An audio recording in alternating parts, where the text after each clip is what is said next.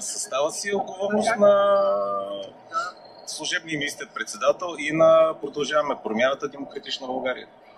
Защото те промениха Конституцията, ППДБ гласуваха в зала господин Главчев да стане начело на Сметната палата. Те гласуваха списъкът, от който президента може да избира служебни министри. И всъщност това е тяхна отговорност. Където намерете Кирил Петков и Христо Иванов и ги питайте, защото процесът те го задвижиха, който доведе до господин Главчев. Така че отговорността политическата е тяхна.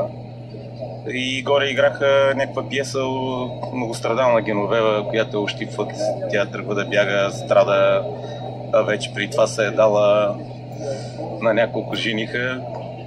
Жалка история, политическа отговорност е на ППДБ.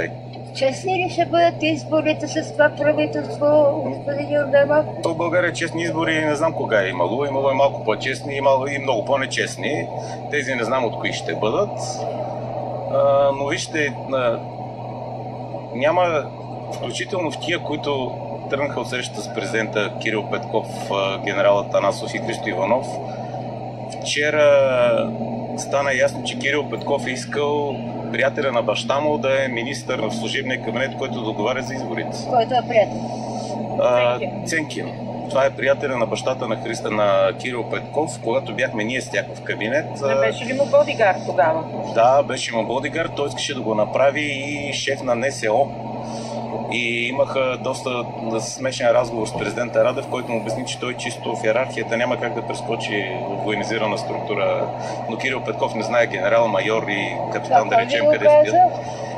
Който и да ми го е казал, това е истината. Че Кирил Петков пред мен е говорил как той трябва да стане шеф на НСО.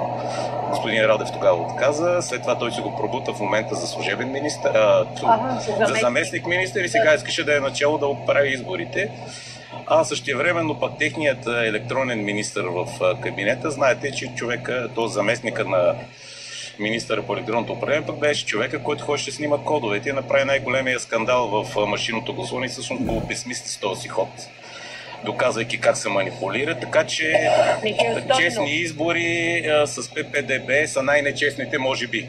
От тук нататък, от тази гледна точка, тия може да бъдат малко по-честни, не знам. Пак казах, идете, питайте Кирил Петков, Асен Василев и Христо Иванов, майката, бащата, лелета, чинката, стринката, лилюнката, каквото там съседи на Конституцията, защото тези промени той ги инициира. Със състава на служебното правителство имате ли някаква информация, кои ще са евентуалните министри? Да, горе, вие не го ли знаете?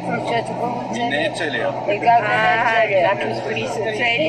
Не знаят заместник министри. Главчев, да, заместник министри не знаем, но министрите бяха казани горе.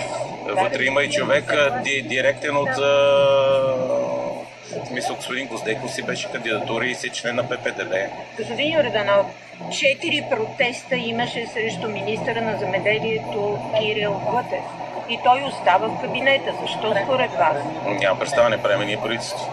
Не правите, ама допуснете. Не искам да допускам неща, които не зависят от мен.